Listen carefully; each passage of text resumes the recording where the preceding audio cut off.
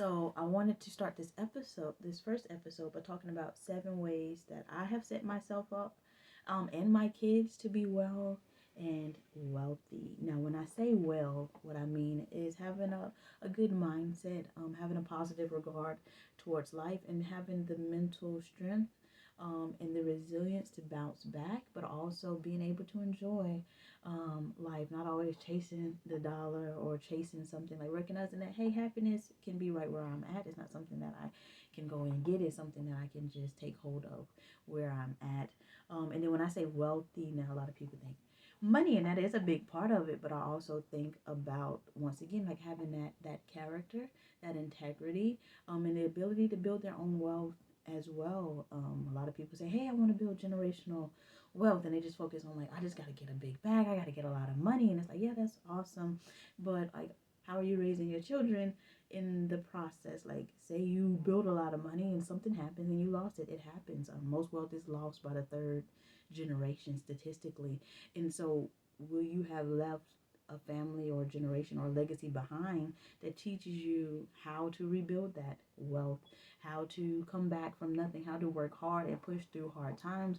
Or will it be more like children who aren't happy with who they are, who aren't able to manage money, or they're just kind of spoiled and like, oh, the money gone, I don't know what to do type situation? So that is what I think about when I think well and wealthy. So, like, happy, positive, mentally strong, but then the wealthy also, like, knowing how to manage the money, knowing how to make money, how to build their own wealth, and all the good things.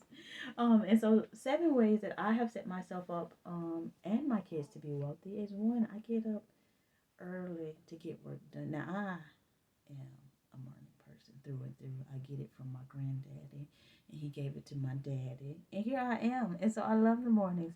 I get up at about 4:45 in the morning, and it hasn't always been that way. I used to get up at 7. Now, to some people, 7 is still early as heck, and you're like, ooh, 7. But when you have kids, you may know they wake up early. I don't know, maybe not everybody kids, but most kids, they wake up early. And so I would be in the bed trying to sleep in, and they would come in, and I have an attitude. Oh, y'all ain't here again. Y'all couldn't sleep for 20 more minutes. And so when I decided and started focusing on being more mindful of my behavior, I decided, hey, I will get up before they get up. Okay, I will enjoy the peace and quiet in the morning. Okay, and it works out because at 40, 45, 5 o'clock in the morning, ain't nobody else up. Well, sometimes. Oh, somebody is up. That tears up my nerves. But most times people are sleeping. The babies are usually sleep, and I can just have time to myself to meditate, to pray, to reflect, to journal, and to work on my business. Because as soon as they wake up, it's go time. I seen a meme that says, I have a from the time I open my eyes to the time I close my eyes type job, and that's what parenting is. And so I no longer work outside the house, so I work for myself, and then I homeschool the children, and so that's like all day. So like, yeah, it's a struggle, but I get up early. I don't try to hope they sleep in, but that is something that, because they're older and sleep trained, that I'm able to do. And when they come in, because I've already been up and working on me and giving myself what I need to do, I'm so happy to greet them and see them, even if they wake up a little bit earlier than I expected, because I've already given myself that time. I usually also work out before the kids wake up, because like I said, once they wake up, so that's number 2. I work out before the kids wake up. Number 1 is I get up early and get work done. Working out, so that's a way that I take care of myself. I love working out because it's a form of self-care. It makes me feel better, and I like to see like how much stronger that I'm getting, and I like to show up for myself. That's a way I can show up for myself consistently. So working out is a great way for me to set them up for success too, because like I have the strength and the energy to chase them around and actually play with them. And then also, if I'm working out at home, they can look out the window and see me. And even when I was working out in the house, they said, did you do your workout? And so they are aware that working out is a very important part of being an adult. I lead by example. And I know I've seen videos of people, kids is working out with them. I don't want to work out with my kids. If they join me, that'd be cool. But like I said, like we together all the time, and so that's the time for me like to get it done. And eventually they'll probably work out with me too. But it's just a way for me to take care of myself and also improve my mental health. Okay. Number three. So I make sure I have all meals planned and groceries bought before the start of the week. I absolutely hate grocery shopping. It is my least favorite chore next to laundry. Okay, but I spend probably about 2 hours on this chore, probably three total, but like two preparing, in terms of like figuring out like what we're going to eat for the week. The fastest I can do it probably about 45 minutes, but I make a list. On the left side, I put the days and the food we're going to eat and all the ingredients. On the right, I separate all those ingredients by the sections of the store. It is a lot of steps, but it saves me time in the long run, and it makes it very organized. And so when I go in the store, it probably take me 20, 30 minutes. If I have another person with me, probably take 10, depending on which store we go in and if I know where everything is at. And then we just come home and have everything that people know. Hey, what's for dinner? It's on the door, and the ingredients are there, and that just makes my life easier. So I'm not trying to feel like what's for dinner, what's for dinner. Now that does happen sometimes because I might have messed up a meal or decided I really don't want to eat that. I was lying to myself. And nobody actually wants to eat that, and so then I'll try to figure out an alternative. But planning the meals really helps. I know growing up, we went to the grocery store like every day, and I think that's what my hate, excuse me, for grocery shopping started is when I was a child and my parents took us to Publix every day. And I don't even like shopping at Publix because they're expensive, but they got good food. But anyway, it's a great way to set them up for success and also to make sure we have healthy meals. And so that we also have a variety. I'm always trying different recipes. Like if I could afford it, I would have my own personal private chef, and or we would eat out every day. But since I can't, this is the alternative to plan the meals, grocery shop before the week starts, and then we're good to go. Number four. Okay. I taught my kids how to cook at a young age. They are responsible and they are safe in the kitchen. So they probably started cooking lessons, I want to say 4. And Jabari probably 3. Like I start everything like with Kari, and then Jabari's like right there behind her. Even if he's just watching or sometimes. And so I first started with teaching her how to make eggs. And so now she can make eggs, she can make grilled cheese, she can make quesadillas. Are you seeing the trend here? Very easy kid-like meals. Not a whole lot of nutrition, but hey, if your stomach growling and you want some to eat, that's something that they can do. And so I taught by her teaching her how to make eggs, and I would put my hand over her hand and teach her how to do it, and we do it every morning, and make her eggs, and then I showed her how to turn the stove off before the eggs were done, and things like that. And eventually she got to the point where she could do it herself, and it probably took about 2 years before I could trust her completely. In the kitchen, and even still, like I'll be in the kitchen with her when she's cooking. But oh yeah, she can make pancakes too, and I found this very important because I remember going to my sister's house and she was making pancakes, and she could make pancakes. My mama didn't teach us how to cook. Like she didn't teach me how to cook really either. Like I was interested and I asked a lot of questions, so I did get a lot of more skills from her. But it was never like, hey, come in here and learn this and come in here and learn that. She is a chef and she likes to have a kitchen to herself. But basically she didn't teach nobody intentionally, and I didn't need them issues in my life. And they were in Montessori for a while, and in Montessori they teach kids to be very independent. And when they talked to us about what they allowed the kids to do, I was like, oh, they can do that at the house too.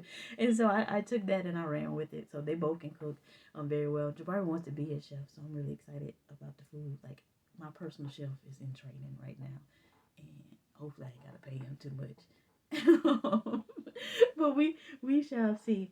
Number 5, teach them about finances every time we go in the store. All right, so it used to be when Kari was a teeny tiny little baby, maybe going on 2 weeks, we would go in the store, look at toys, she could hold it and we could put it back. As she got older, the consumerism and it just grew. She just wanted more stuff. And so now when we go in the store, we talk about priorities. We talk about what I have money for and what I don't have money for. I don't have money for toys. I have money for whatever we came in here for, and that's it. And sometimes even before we get in, I say, hey, we came here for this, this, and this. Repeat that back to me. Okay. So when we get in and they start, what did we come to the store for? They'll say it, they have a little attitude, and we can move on. Okay, but then also they have their own money that they get paid an allowance, and I teach them how to spend that money. Now they get $5, right? And three are for spending, and then $1 goes in saving, one goes into give, and they can put more in either. Only one they can increase is spending. Um, and when they go in the store, we're looking at prices and we price compare. And I'll give an example. So Jabari wanted some peach candy, and the peach candy is $2.75. Mind you, only got $3, right? And so I said, no, that's $3. So $2.75. So use your $3. You're only gonna get about 25 cents back, and you won't be able to get anything else. And he's a little disappointed. I said, but don't worry, we can look for something else. And I showed him how to go and look for an alternative. He found another peach candy that was a gummy, and he was able to get that for $1. So like teaching them, hey, maybe you can't afford that, but you can afford this. And also giving them alternatives and options. And sometimes I say, hey, save your money. And they're picking up on that as well. And so that's just a great way to teach children. There's so many kids that I see like living in a college town near Clemson, like nobody knew how to grocery shop. I didn't know how to grocery shop. I remember after I had car and I couldn't live on campus anymore, at school I went grocery shopping for the first time, and I went to Publix because that's where my mama shopped, and I paid $50 for groceries for one person, and I said, who got money for this? Not me. And I had to figure it out. So then I decided to start going to Aldi and Walmart to grocery shop and making a list. And then I would make a more detailed list. And now I'm to the point where I got all these extra steps that I do that I hate but love at the same time. So that's very important to teach children how to grocery shop as well. I tell them if it's not on the list, it will get missed. And that's just a system that we have to set them up so that in the future they should be good to go. Um, we prioritize reading in our house, in our family. I love books. Since the age of 3, I've been taught books are our friends. I love reading. Like my favorite things to do are to read and to laugh. And my children just got tablets last year for Christmas. They didn't have them before because we never wanted tablet babies. That's what we call them. You see a little 2-year-old in the store with a phone or a tablet. It's stressful because it's so easy to distract a 2-year-old, in my opinion. It can be frustrating. But you never know. But for me, I didn't want that for them. Like I didn't want them to be on screens if they couldn't read. If you can't read, you don't need a screen. And that sounds very responsible of me as a parent, but in reality it's very selfish, because I don't want to be having to fix your problems. You can't read. I'm like, yeah, that's annoying. So that was the rule. Like they had to know how to read before they could get on screens and play, not necessarily screens, but like have their own tablet and play video games. Now they did watch TV, from like 1.5 to 2 years old, but we did keep it limited and try to help them find other things to do to entertain themselves. And so now that they have the tablets, I've been changing the rules every now and then. So I'm trying to figure out a perfect system. I need to refer back to my parenting course. But what I figured out so far is that I don't want them to have screens in the car. So their tablets are not allowed to leave the house, except one instance they did when we went to a funeral, because I don't know how they was going to act in a funeral. I didn't want to take any chances. But we keep books in the car. So if you get in anybody's car, my car, their dad's car, or my mom's car, books and pencils and crayons and all of that stuff, and they get mad about it. But by the time they get in the car, they're either just singing songs or they're reading, because when you're bored and you ain't got nothing else to do and you see a book, you're going to want to read the book. They do anyway. And so that's how we just prioritize that for them. We've always read to them every single day, since they were children, at nighttime for bedtime. The first thing I ever bought Carter was a book. I just love them so much. We keep books everywhere. We try to go to the library on a regular basis, but reading is so important. The average millionaire reads 5.5 hours a week, and as compared to everyone else, about 2.2 hours. So not necessarily books. They might be reading online articles or things like that, but we prioritize reading in our household, and we make it fun. And I try to make sure that they catch me reading all the time, and I try not to be on my phone all the time either.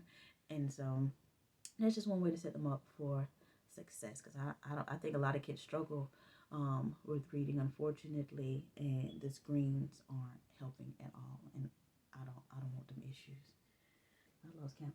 But do something brave. So I want to set an example for them. So Jabari's name means brave. And so I always tell him brave doesn't mean that you're not scared. Brave means doing the right thing even when you are afraid. So never feel like you're not brave because you're scared. And so something that I decided to do was just start my own business. I've been starting businesses for a while, and I feel like I finally figured out something that could work for me that checks all the boxes, and really goes well with like my personality and what I've been doing for the past 5 or 6 years now anyway, which is the podcasting. And so I let them see me struggle. We talk about business, we talk about, kind of like taking a chance, not worrying about the consequences. We talk about struggling as well. And I also want to lead by example. I can't tell them all these things and then I'm not doing them either, which is where I just decided to jump right in and get started, and then also helping them to start their own business as well. These kids are bold. Some bold kids. People often say, oh, they're homeschooled. How are they socialized? Socialization means being able to function well in society. And they are very much ready to do all of those things. Last year when we started the lemonade business, they were going up to people, showing them their menu, telling them the prices, whatever they were not afraid, and that really inspired me. I was like, dang, I need to be like them, So I encouraged the behavior, and told them to keep going, keep trying. We're still working on their um drink business again this summer, and that's what I told them. Sometimes in a business things don't go the way you expect it. You just pivot. Like, we're not gonna quit. We're gonna try again. We just keep trying, and developing that growth mindset in them is very important. And then also me developing it in myself is important too, and something that I want to pass down to help them become well and wealthy as well. Because the well part comes in where you are building a new character and doing something that you're afraid of. And then the wealthy part comes like eventually, if you are bringing value and providing a service that people can actually benefit from, the wealth will come as well. And so those are just a few of the ways that I am raising them to be well and wealthy. And I hope you guys tune in next week when we will discuss mindfulness. What the heck is mindfulness? That's what we'll be talking about. I hear it. You might have heard of it. You might know what the heck it is, but we're gonna do a deep dive into mindfulness, what it is, what it isn't, how to instill it in your children, and how to get a little bit more of it for yourself too. So until next time, remember, you do not have to be perfect or rich to raise your children well and wealthy. You just have to be mindful. Until next time, bye bye.